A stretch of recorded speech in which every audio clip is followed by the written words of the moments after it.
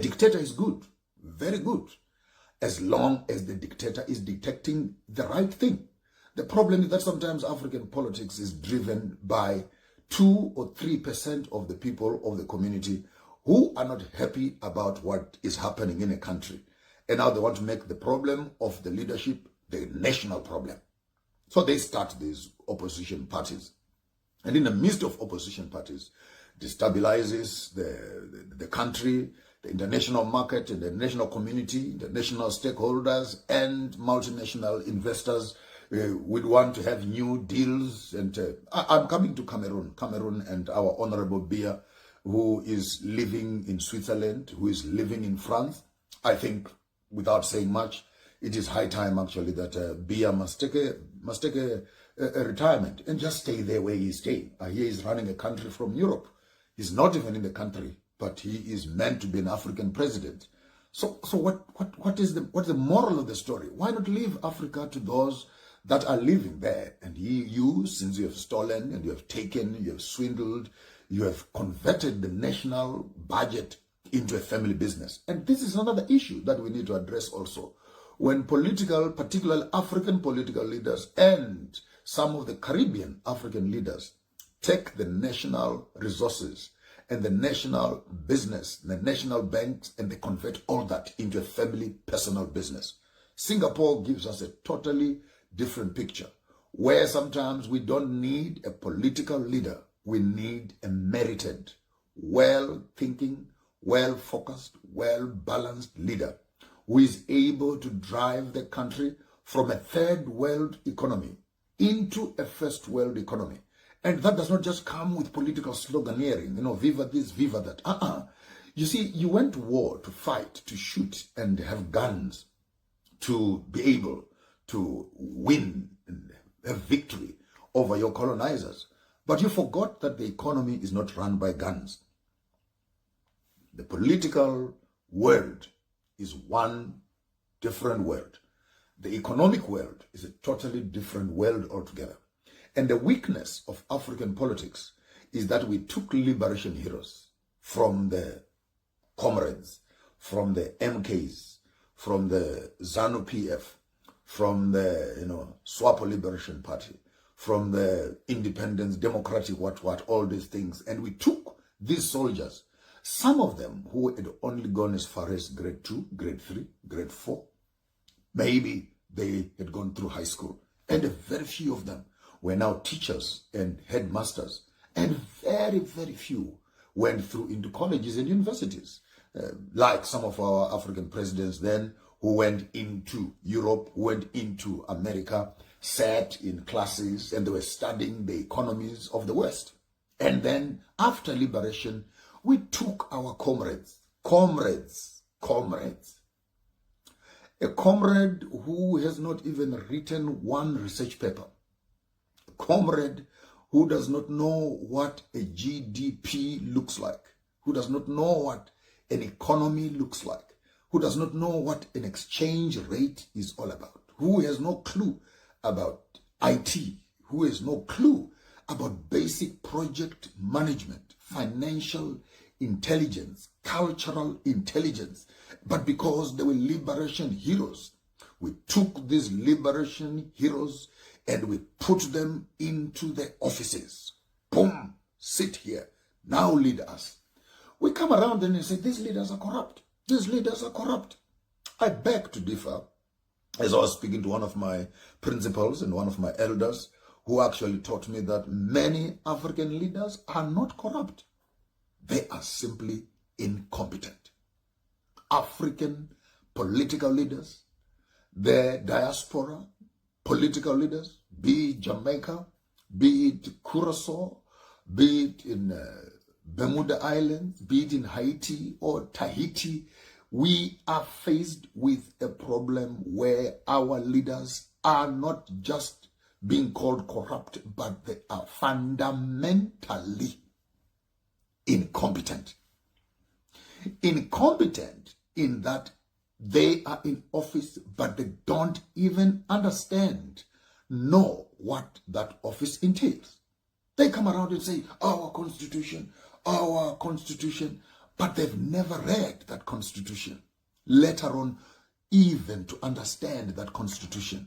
And on another day, we would even discuss this very constitution you're talking about. Who wrote that constitution and what is in the constitution?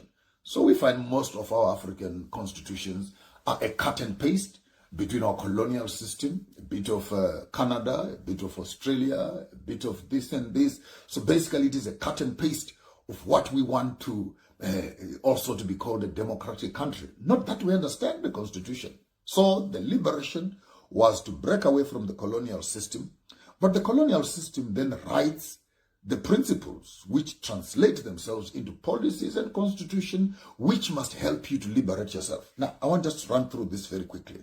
That how can you have a system that colonizes you design a program of how you must live post your liberation?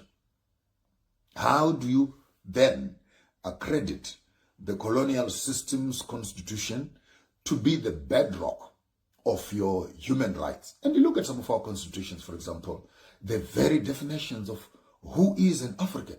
Who is an African? Oh, I will quote what I'm very familiar with for the past 20 to 25 years to 30 years. South Africa. South Africa belongs to all those who live in it. La, la, la, la. Wow, beautiful. That makes our rainbow nation. Clap your hands for that. But you look at this whole definition of what a South African is, vis-a-vis what an African is, you would find that the constitution itself is overly extending itself into the multinational people. It would rather call a Tsonga person from Mozambique a foreigner who is related to a Tsonga person from Guyana. He is a foreigner. But the European who is living in South Africa as a citizen. Now, you just come right there and define, according to the Constitution, who is a citizen and who is a foreigner as entrenched in the Constitution. You may find that those definitions are as far away from us because the way our constitutions are written and the way the European constitutions are written are not seeming to be tallying together, and we're not talking and comparing apples with apples. What are we saying? That the definitions of our rights as Africans are not enshrined into the Constitution. And another bone of contention on our very constitutions are issues of land rights. Now, since we've defined who the owners of the land are, the question is how much of this land do they own and how much of this land are they allowed to own? You go back to the Constitution again, then you find that the Constitution simply favors those that have stolen the land from the Africans as the rightful owners of the land. And in the past few weeks, you might have seen me making some very serious conversations comparing South Africa and Namibia, particularly in the line of land ownership, where 70 to 72% of the land is belonging to the colonialists. And now you have a constitution that is running, and you have a government that is now running.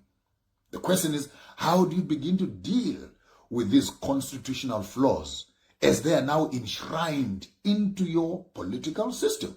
Here is the challenge. Then you have a group of politicians who want to maintain political power.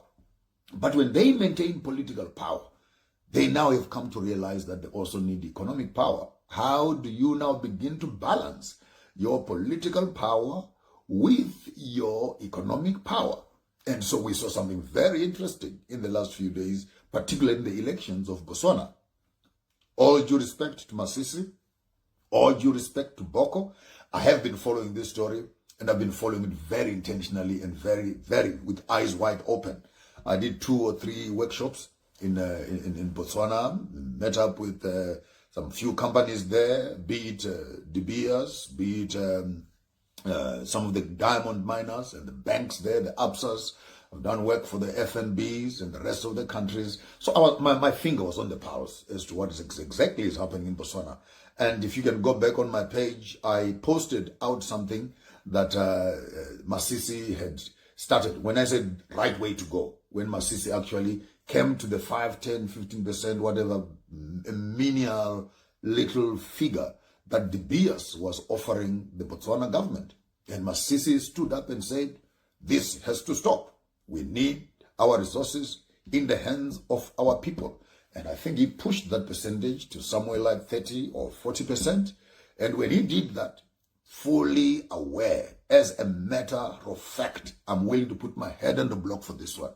When De Beers had the diamond miners from South Africa, the Oppenheimers, and the Stellenbosch company, when they heard that they're going to be losing a percentage of their diamonds in Botswana due to a president, they are the highest tax returner to the government of Botswana. So for the past 1 year, late 2023 or mid 2023 into 2024, De Beers started to declare losses in their mining. They were still mining, they were still exporting, they were still dealing with diamonds. Nothing has changed in Arawep, nothing has changed in Belgium, nothing has changed in Israel, where the diamonds are being sold. Nothing has changed on the Joburg Stock Exchange in terms of the shareholding margins of De Beers.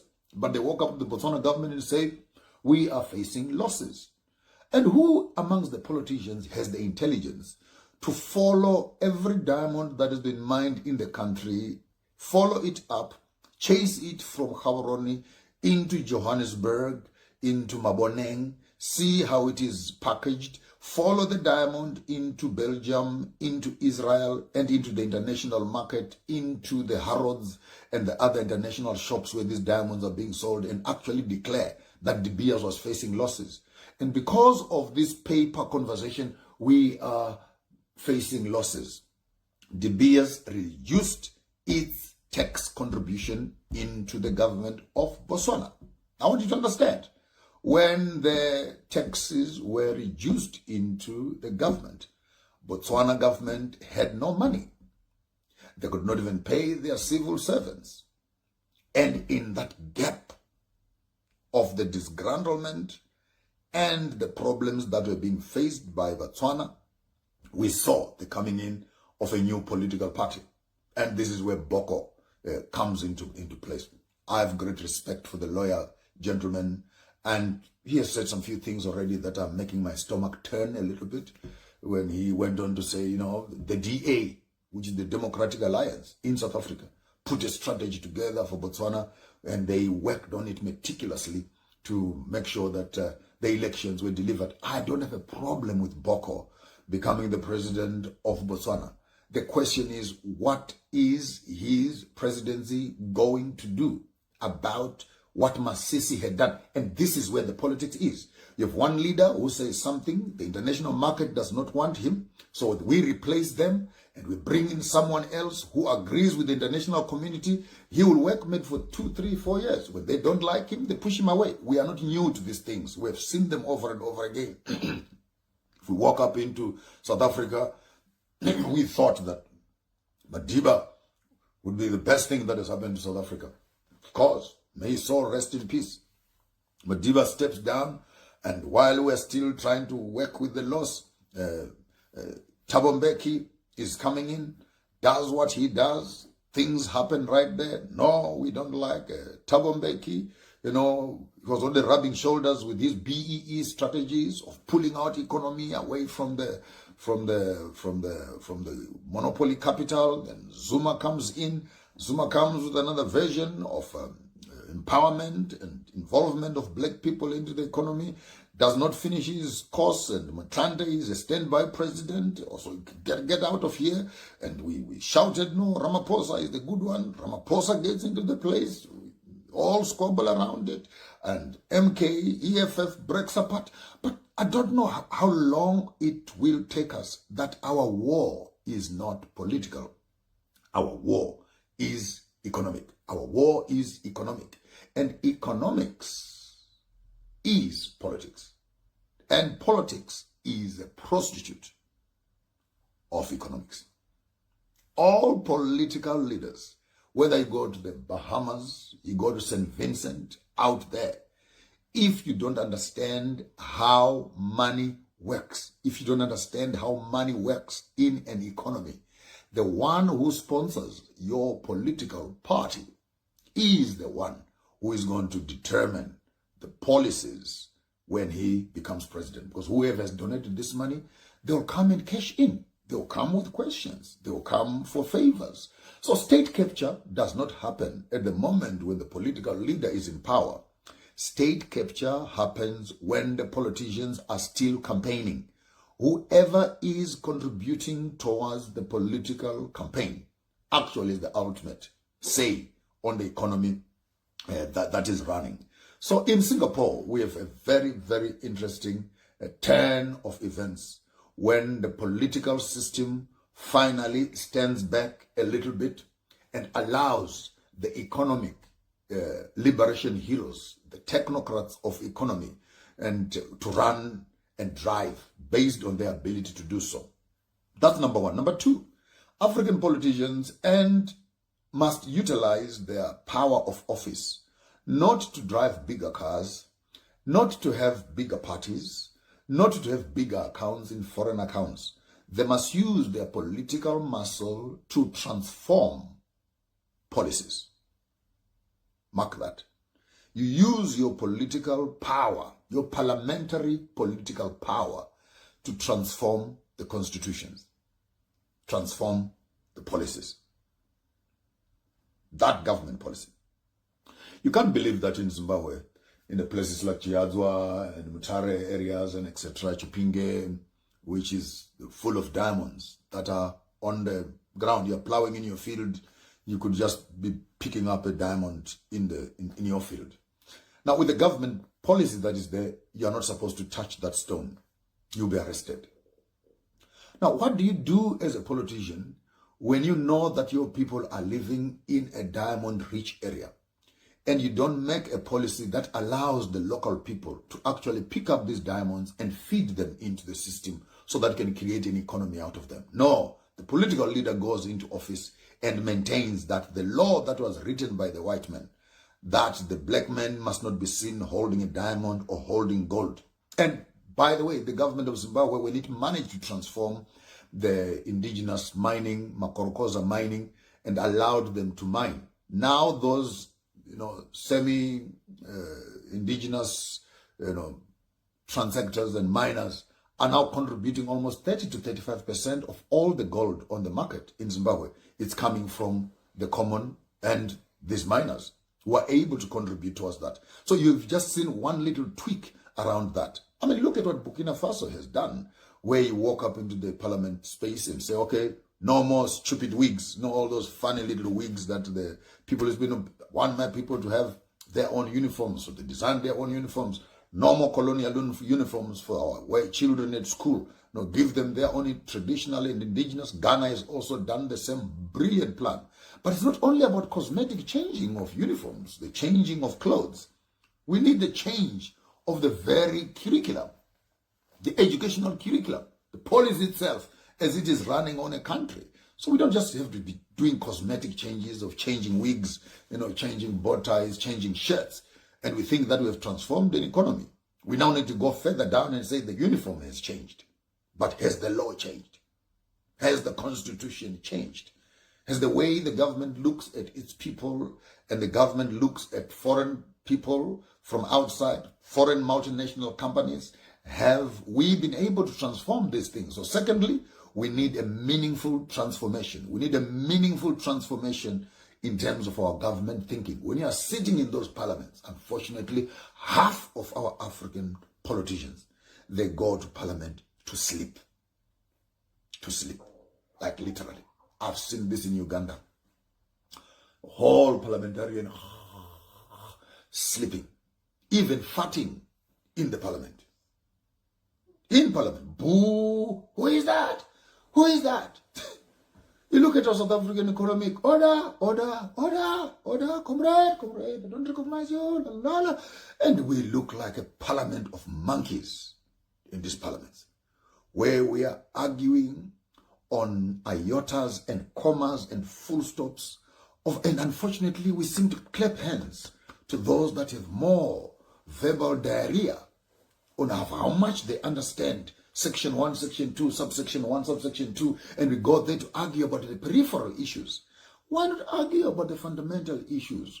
If the Berlin Conference was wrong in terms of dividing of Africa, then what legitimizes the borders in which the countries are functioning? I think that just takes common sense. If Berlin Conference, a bunch of 15 white people set to divide Africa, and we say the division of Africa was wrong, then it simply delivers to us that all African governments are illegitimate because they are founded on the Berlin Conference, which is a colonial legacy. You don't need mathematics to understand that. And this is the plight of African politicians, that their arguments around policies are not fundamental in terms of transforming the constitution and policies, which are a legacy of colonialism, and coming up with policies and economic policies that have a preferential procurement policy and towards the Africans that they are now leading. That's number two. We need meaningful, transformative policy transformation in terms of our conversations around our own policies. We need to develop more African businesses. That we must not apologize against. That we must not apologize for. In all African countries, we cannot just be happy that we are looking for foreign investment. We are looking for foreign investment. Now, see what foreign investment has done in Botswana. See what foreign investments have done in Nigeria. See what foreign investments have done in Ghana, polluting all those rivers. All they want is that yellow shiny metal, gold. And in the midst of digging gold, they have cyanide all those rivers. They've put and washed all their dirt into the rivers. You can't even drink water. The fish, the birds, the butterflies, the animals, the human beings can't even drink that water. But it is foreign investments that we want. So this foreign investment comes. At what cost is this foreign investment coming? For 5% or 10%? And some of these policies, when we bring these foreign investors, they come in with 20, 30 years. Like I had another contract that was in Zambia. They come in with 10, 15, 20, 30 years, being exempted from tax. Simply meaning that they are free to mine as much as they want and they don't need to contribute any tax anyway.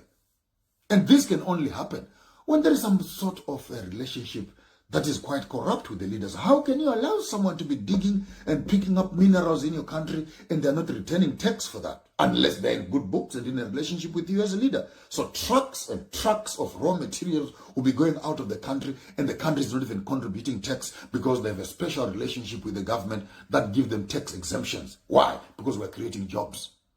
We're creating 5, 6, 7,000 jobs and paying people salaries. So that's what you're contributing. We're just contributing jobs. But if you look at the amount of jobs that you're contributing vis-a-vis the amount of resources that you are taking and the taxes that you are evading, is this working? No. Get into Zimbabwe again and South Africa in terms of your platinum mines, where they're picking up raw platinum in Zimbabwe. Anglo-American companies and other South African companies who have been linked up between Rustenburg and Zimbabwe, and they are picking up platinum from Zimbabwe, moving it into South Africa. And they're only paying for raw platinum. But inside that platinum, there are 14 other minerals which they are smuggling out of the country unaccounted for. What happened to our Minister of Mines to say, if you are taking platinum, take platinum only, leave helium, leave gold, leave all the other trace elements that are found in that platinum, so that you just buy what you want only. So this has become a free-for-all kind of mining, where you come here and collect chrome, raw, collect platinum, raw, collect all these minerals raw as they are, run with them to your own country, beneficiate these things, and then make much more money out of all these things. Much of the platinum reserves that you are talking about on the Johannesburg Stock Exchange is coming as smuggled or exported minerals from Congo, from Zimbabwe, and other neighboring countries. And we are sitting right now, we're beginning to hear about Mozambique, why there is so much war in Mozambique. Oh, I know why there's war in Mozambique. It's not even the Islam. No, this thing is well connected. Mozambique has discovered one of the biggest reserves of oil in the south. Is it not funny that Muslims are linked up to Saudi Arabia, and Saudi Arabia is linked up to OPEC, OPEC is linked up to the shelves, and the oil company? What will happen when the oil of Mozambique goes on to the world market? How will that affect all the biggest oil producer companies in the world? Wherever there's oil, there's war. Because the oil-rich countries who are doing business in oil and in diamonds, they will not sit back and watch a small little African country beginning to dig oil and fill in that oil onto the international market, affecting their bottom line and their own profit. The same illustration goes on to Somalia. I did my small little research. The Platonic stone in Somalia and the Platonic stone that is in Saudi Arabia and the Middle East is the same stone. Somalia is slightly lower, Middle East is slightly upper. And if Somalia digs its own oil, rumors have it that the oil that is in the Middle East will actually flow into Somalia. And the booming up of Somalia in terms of oil will actually affect the Middle East. So is it not funny that Islam is a very interesting player wherever oil is found, and then religion comes in as a window dressing to the real economic business that is going there?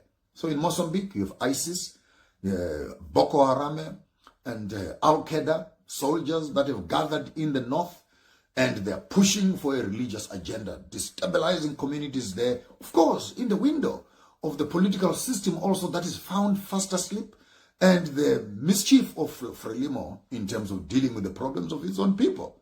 And then you find these foreign religious organizations destabilize the community. When they destabilize the community, no mining can take place. And when there's no mining, people are killing each other, blacks are killing each other, and the international world is talking, sending human rights and what, and you forget it is not about human rights or anything else. It's about multinational companies trying to secure their economic power. Same thing in Congo. How would you have soldiers being sponsored with guns and bombs and bullets to walk into villages and displace thousands of people away from their homelands? And immediately there is war that breaks out, and the soldiers are pushing the people out. Behind them, there are caterpillars, there are graders, and there are bulldozers that are coming to mine. And behind them, there are trucks that are picking up all the diamonds. And behind them, there's an airport where these minerals are simply flying out of the country. And we're busy talking about there's war in Congo. There is war in Congo. There's no war in Congo. There's business in Congo. Business in Congo. Singapore then gives us number 3, which I might want to call diversification of our economies. And I'm very glad with what Boko is starting to do in Botswana, where he's beginning to talk about let's diversify the economy. What does that mean? When you have a multinational company that like De Beers, which holds almost 60 to 70% of your GDP, you actually have your country in the hands of a multinational, and they can decide as and when they want to change the political leaders.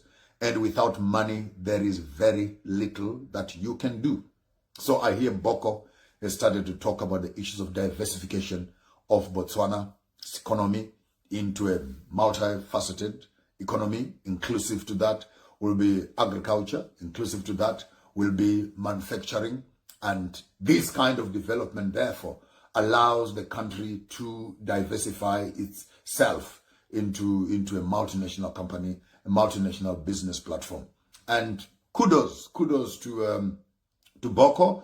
Here he is also is about to approve, or he has approved more than is it how many thousands, couple of hundreds of thousands of all Zimbabweans that are in Botswana to be nationalized. Now, in a country like Botswana, where you have almost 900,000 people, if not 1.2 million, and you approve 200,000 citizenship cards for Zimbabweans, man, it means that the next election is even secure. And sure, you can just use the foreign people to actually become part of the voting registrations, and the country can run, which is a brilliant plan. But diversification of our economy means that we need to look into all other ministries as we have them in the government, be it the Ministry of Mining. How much are we going to be making out of this? Be it agriculture, how much can we make out of this? Be it into tourism, what are we doing into this business enterprise, and etc. What is going to be coming out of that into the education sectors? And when you begin to create your economies around a multi-approach of the economy, I think that creates a very, very, very powerful way of looking into economy. COVID taught us flames flames. If you look into Kenya, for example, and Mombasa and Serengetis and etc., I mean, look what happened during COVID when people could not travel. And for 2 years, you are stuck with no tourist on your place because your economy solely depends on tourists to come here. What happens when tourists cannot come out there? You look at outbreaks of diseases, be it Ebola, be it some of these epidemics and pandemics that fall upon Africa. If your economy is based on depending on foreign people to come and patronize your business, you may find that that life is not well sustainable. We therefore want also to promote what we might call local tourism. Local tourism, where local people begin to have an interest in what is happening in their own country, visiting their own country. Singapore has become one of the headquarters of IT development. I'm going to get to Dubai from here. I also want to look at the model of Dubai, how they've been able to turn the desert in the past 30 years into a world-class city. So it's no longer about oil. Dubai has moved also into real estate, into a holiday destinations, indoor skiing, whatever. They've become a headquarters of soccer and entertainment, building world-class stadiums, tourism, high skyscrapers. I hear there are even hotels that are in the sea, aqua cities, build a huge airport, allow a junction of transportation of people around the world. In fact, Dubai has become a gateway into the East. From here, you can fly anywhere into the world, anywhere to the world.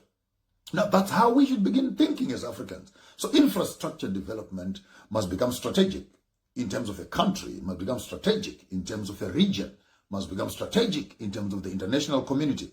I've never understood why South Africa, Botswana, Zimbabwe, Mozambique, Zambia, and Namibia cannot begin, and Angola cannot begin to talk about that idea I gave you the other day of Kasane building, because all the flights are leaving from Johannesburg right here into the east, into the north, into the west, and they're all going this way. But the tourism route is that one, right from Swakopmund into Katima Mlilo, into Kasane, into Vic Falls, into Harare, into the Kruger National Park, then Johannesburg and Cape Town, and then from there they can go up. Why is it that we don't have flights that are moving this way across the continent so that we can begin to service the tourist route along the Great Zambezi Basin into the Limpopo Basin and the Lower Sabi?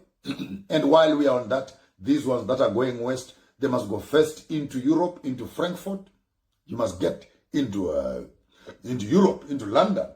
And then from there, you must fly back to get into Jamaica, to get into the Caribbean, right here. So from here to here, it's such a short distance, right from Cape Verde here, and from Angola, from Senegal up here to touch up the Caribbean countries. It's very close, less than 6,000, 4,000 kilometers, which will take you roughly about 3 to 4 hours. You have crossed over into the Caribbean. But no, for the colonial management, you must fly from Johannesburg.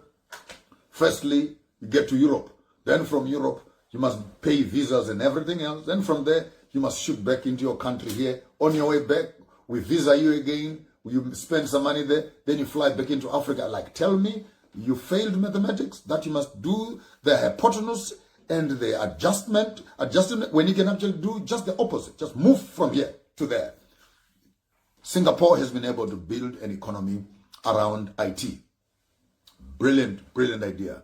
They've become a breeding place of leadership, training programs over and above the tourism that is happening around here.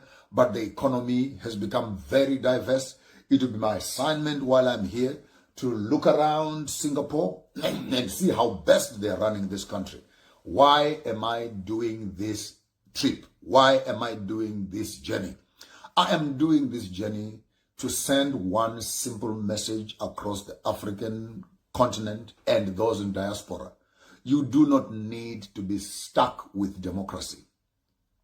You need to come up with a hybrid process of taking some elements of democracy, some elements of indigenous governance system, and create a hybrid political system that is relevant for your people in 2024 and beyond. We don't need to be stuck with the colonial definition of what democracy is all about. The future that we are looking for will not be able to survive even with democracy, because in the midst of democracy, COVID taught us that it is actually total anarchy, where the pharmaceuticals can come in one day and using the very same democratic system, they can freeze the whole world overnight. Thank you to heroes such as Magufuli, who said you can go and jump in the sea and hang. We are not going to be doing anything about this COVID thing. No vaccination, no medication, no whatever. Bugger off. People continue. If there is a virus, let those that have it, and those that are immune be immune to it. We know what happened, of course. I can't be saying too much conspiracy, but he left us unceremoniously and very quickly in the midst of the whole thing. Lots of theories around his death and stuff like that. but we now know this thing has been happening. Muammar Gaddafi, same thing. Patrice Lumumba, same thing. Sobukwe, it's the same story.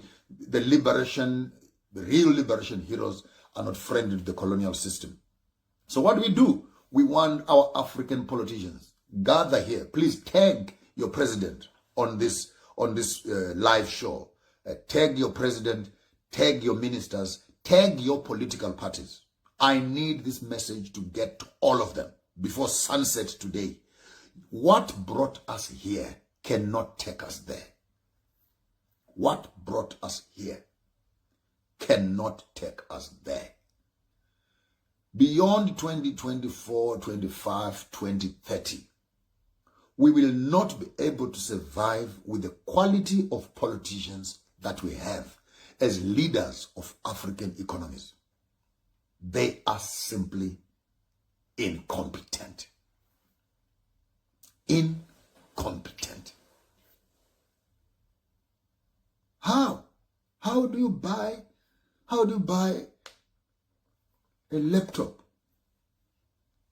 which costs $2,000, and because you're government, you can pay for $15,000, $20,000, $30,000 for the same laptop, and you call that corrupt?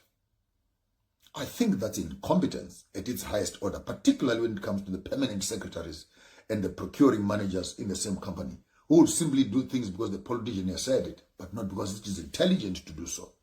So we create for ourselves a new hybrid political system that is clear in terms of reflecting from the past we are coming from. It is clear in terms of the international place we are now working in.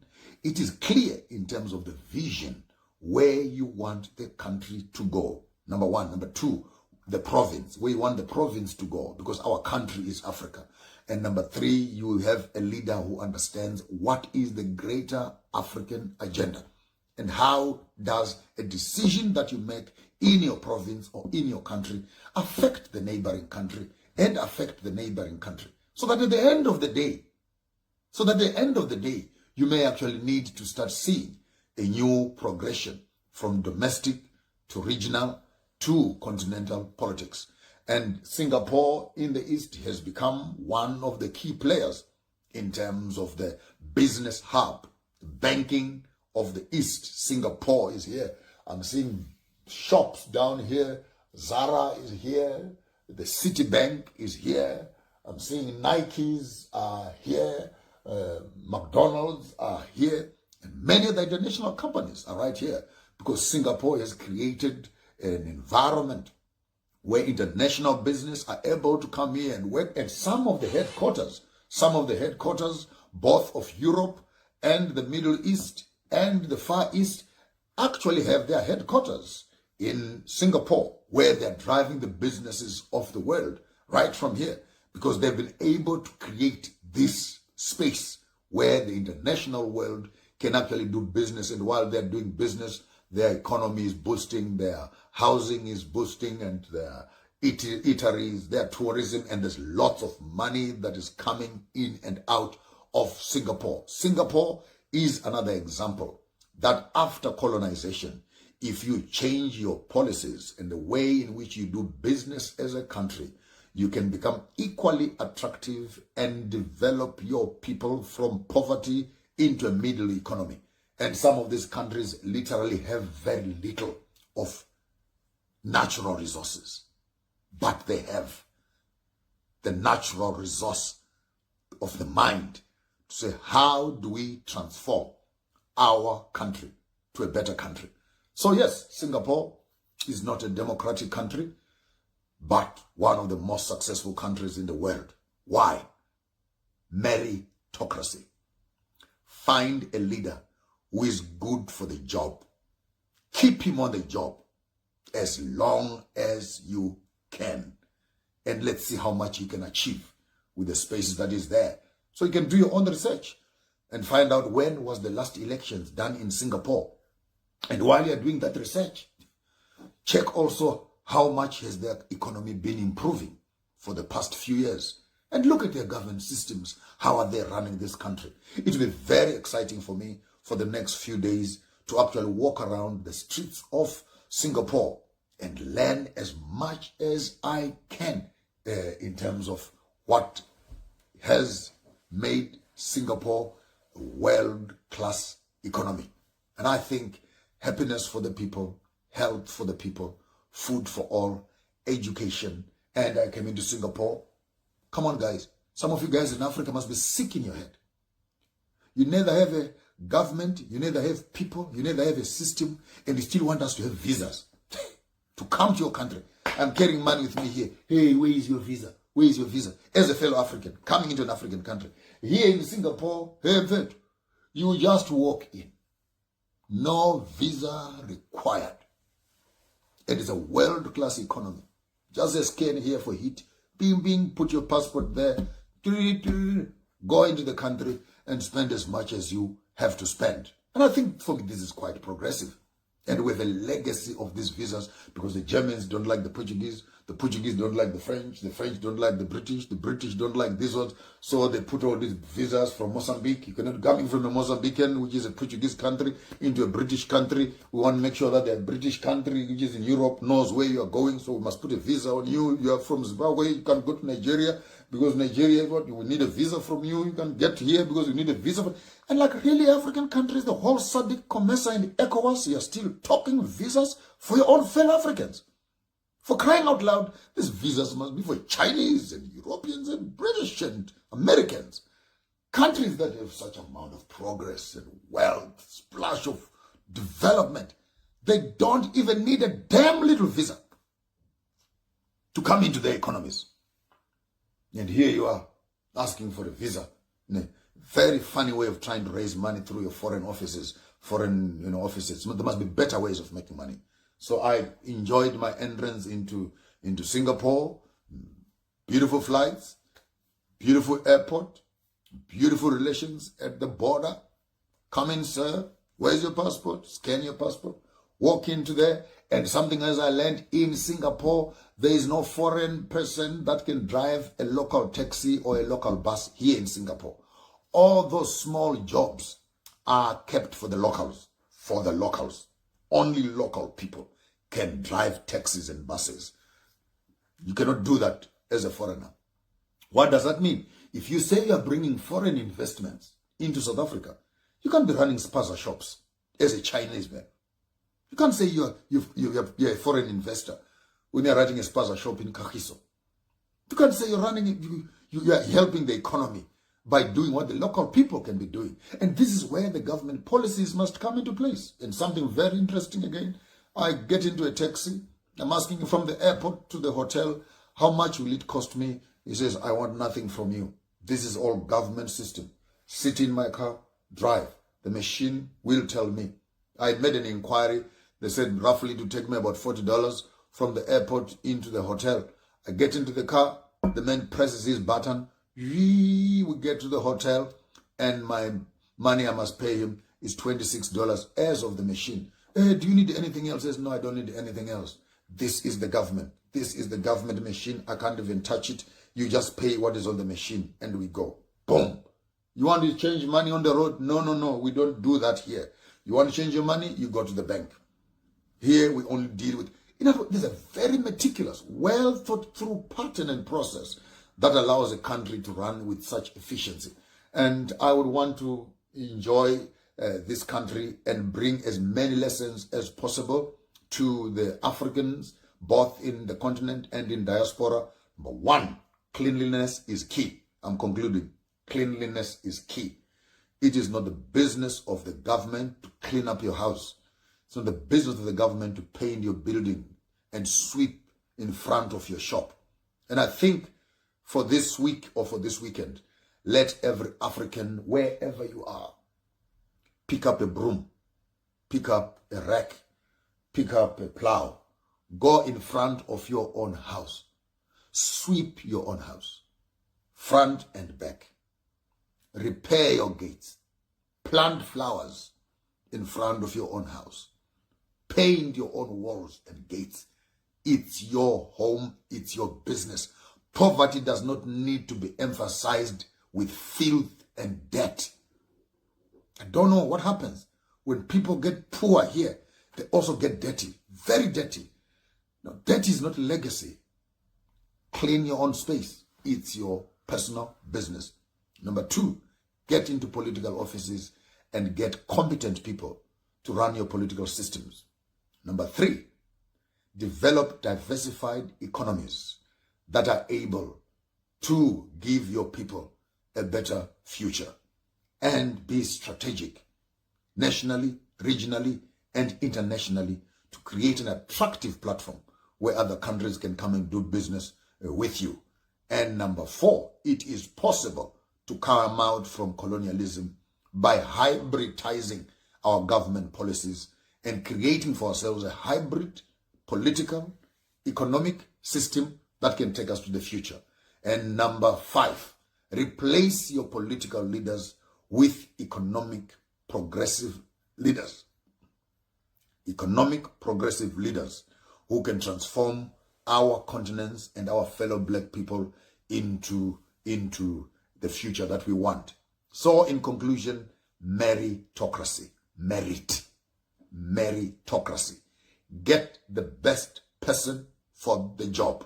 Sweep your yard, make your bed, weed your gates, paint them, fix your shop, your spaza shops, clean your place where you are.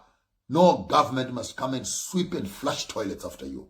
It's your business as an African to be clean, So whether it's market in Usumbeju in Senegal, or markets downtown in Lusaka, or markets downtown in Johannesburg in Small Street, it is your business as a business owner to make sure that the 3, 4, 5 meters around you where you are doing your business have a broom with you to clean up the place where you are.